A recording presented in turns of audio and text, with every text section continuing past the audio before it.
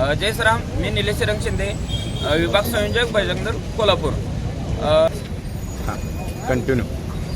परत म्हणून नाही पुढं परत म्हणून जय श्रीराम.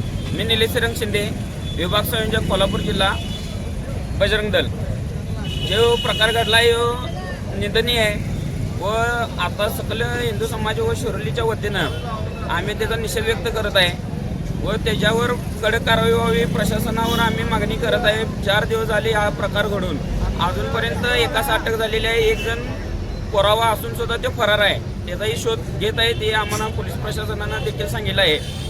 आमची मागणी एवढीच आहे की हा वारंवार घडत आहे. नाशिकमध्ये झाला, पुण्यात झाला, अमरावतीमध्ये होत आहे. फक्त हिंदूंच्याच मुलींना टार्गेट करून हे केलं जात आहे. तर हा प्रकार 100% लवजिहादचाच प्रकार आहे. मध्येच धर्मांतर बंदी कायदा लागू झालेला आहे तरी सुद्धा त्यांची मजल होत आहे की हिंदूंच्या मुली टार्गेट करून हिंदूंचंच पाठवण्यात येत आहे.